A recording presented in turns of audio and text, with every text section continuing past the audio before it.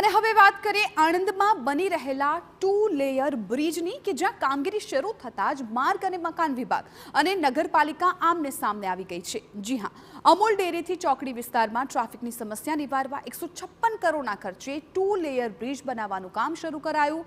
મુખ્ય માર્ગ પર બીમ ઊભા કરવાના હોવાથી માર્ગ અને મકાન વિભાગ દ્વારા રોડની બંને બાજુ સર્વિસ રોડ તૈયાર કરવામાં આવ્યો છે, જ્યાંથી પસાર થતી ગટર લાઇન પર પાલિકા દ્વારા ગટરના ઢાંકણા ફિટ કરવામાં આવ્યા હતા। માત્ર 3 દિવસમાં જ 3 જગ્યાઓ પર ગટરોના ઢાંકણા તૂટી જતા વાહન ચાલકો હાલાકીનો ભોગ બની રહ્યા છે।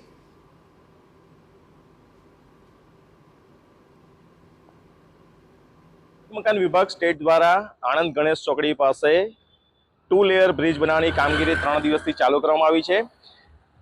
બ્રિજ બનાવતા પહેલા સર્વિસ રોડ બનાવવામાં આવ્યો હતો। પાલિકા દ્વારા જે સર્વિસ રોડ બનાવવામાં આવ્યો તેમાં પાલિકાની ગંભીર બેદરકારી સામે આવી છે, કારણ કે જે ડ્રેનેજની લાઈન પસાર થઈ રહી છે ત્યાં જે ઢાંકણા બેસાડવામાં આવે છે, પરંતુ હલકી ગુણવત્તાના ઢાંકણા બેસાડવાને કારણે 3 દિવસમાં 3 જેટલા ઢાંકણા તૂટી જવા પામ્યા છે અને તેના જ કારણે જે વાહન ચાલકો છે તે ભારે મુશ્કેલીનો સામનો કરી રહ્યા છે।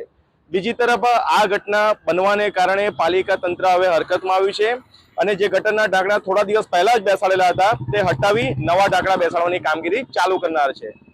ધર્મેન્દ્ર કપાસી, TV9 આણંદ। તો બ્રિજ નિર્માણની શરૂઆતમાં જ ગટરના ઢાંકણા લગાવવાની કામગીરીમાં પાલિકાએ વેઠ ઉતાર્યું હોય તેવું લાગી રહ્યું છે, જેથી હલકી ગુણવત્તાના ઢાંકણા તૂટી પડ્યા છે। જોકે હવે માર્ગ અને મકાન વિભાગના અધિકારી અને પાલિકાના પ્રમુખ એકબીજા પર દોષનો ટોપલો ઢોળી રહ્યા છે। જોકે આવી નાની મોટી અડચણો આવશે તો કામગીરીમાં વિલંબ થશે અને મુશ્કેલીનો ભોગ ચોક્કસથી નાગરિકો બનશે।